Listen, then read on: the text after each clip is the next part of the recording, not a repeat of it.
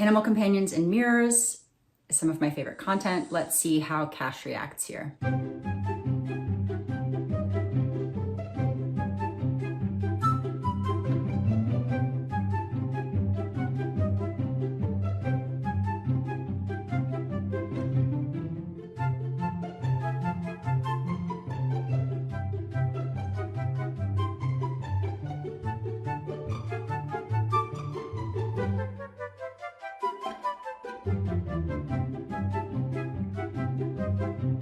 It's amazing. I'm always fascinated by mirror self-recognition tests, and obviously those were sort of historically have been the metric for whether animals are conscious or have a sense of self.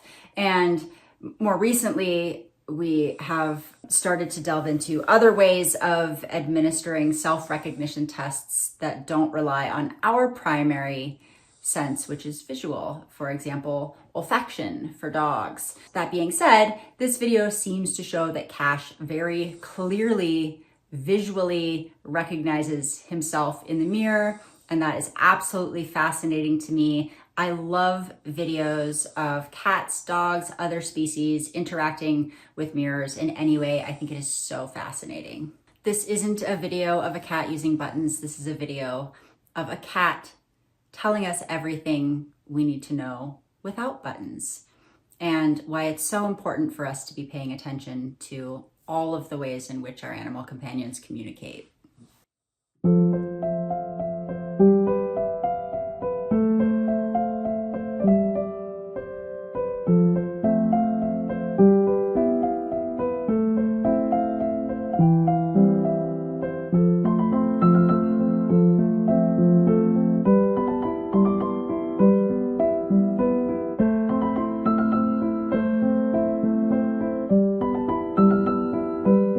This is something I talk about a lot, the importance of really listening to all the ways in which our animals are saying things all the time. Body language naturally is their first and foremost method of communication. And in order for us to be giving them words on a board and expecting them to use them to communicate with us, they have to be words that are salient to them. And how do we find words that are salient to their experience? We listen to what they're already saying, right? So this is a beautiful example of acknowledging all the many ways in which our learners communicate and giving them an option for more specificity of communication with buttons. Does not eliminate the need to be watching and learning from their natural communicative styles all the time. Let's watch Charlie the horse advocate for self-care. We are a little over a week into Charlie's communication buttons, and he's starting to connect them to what he gets. Right now, I'm only putting up a few at a time, all from the same category, so the choice is clear. Today, it's body work, and he has posture prep, beamer, and massage gun buttons as choices. He picks posture prep first, so that's what he gets. Then he goes back and picks beamer, so on goes the beamer. I always thought the massage gun was his favorite, but he's not asked for it once. Maybe he hasn't connected that button yet. Maybe he doesn't enjoy it as much as I assumed. I don't know which yet, and that's what makes this so fun. He's always telling me something. My job is to keep watching until I understand what. The buttons are a playful version of Charlie Connection Project's mission. Give the horse a way to communicate, pay attention to the pattern, and let it guide you. That's what a connected care file is built to do. Learn more at charlieconnectionproject.com. First of all, I've only ever seen a few horses using buttons to communicate, so it's really fun anytime I see a species that is uncommon using buttons in interesting ways. I also really love that the entire project is centered around his welfare, which is what buttons really should be centered around for all learners, right? And I think for the majority of us, they are.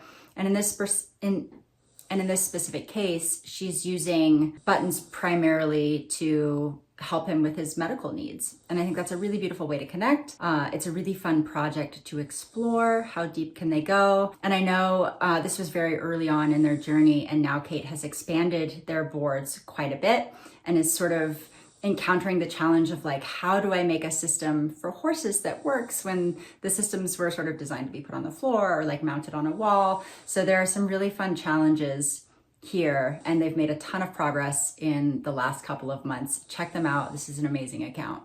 You want to see a cat be really confused why a human isn't eating a lizard? Stay with me. Before you watch this interaction, please know that I love lizards and have trained them in the past.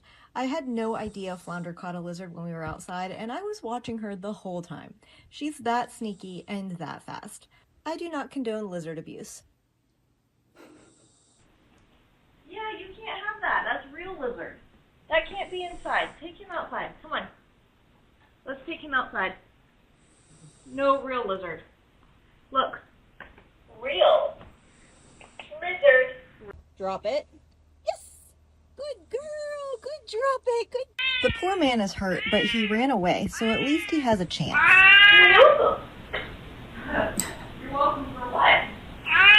You caught me food? Oh, mother.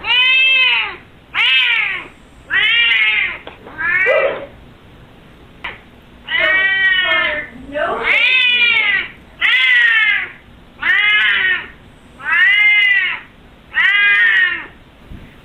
Lizard. Thank you for a lizard. Oh my goodness. Yeah, but no thank you, Flounder, because moms no eat lizards. This is hilarious. It reminds me of the time that Bunny asked me why I don't poop outside. Some of the ways in which we behave as humans must be so confusing to our animal companions. Like, why do they have to walk on a leash and greet every other dog or cat that approaches? Why do we poop inside? That's weird. Honestly, it is weird if we think about it. Why would we want that like in our homes? Why don't we eat lizards? It's a perfectly decent protein. Like, it makes sense to me, and it makes sense that Flounder would be confused. So Nina, just say thank you. You did, and eat the lizard next time, okay? Actually, don't eat the lizard. You do not condone lizard abuse. You did everything perfectly right. But yeah, I understand why Flounder was confused. Here's another example of a species we don't commonly see using buttons in a really beautiful way. So let's get into it. This is Lira.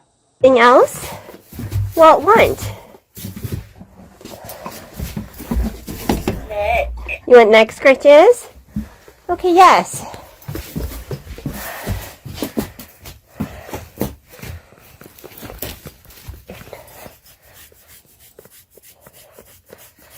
Oh, yes. I need to get you a shoulder button.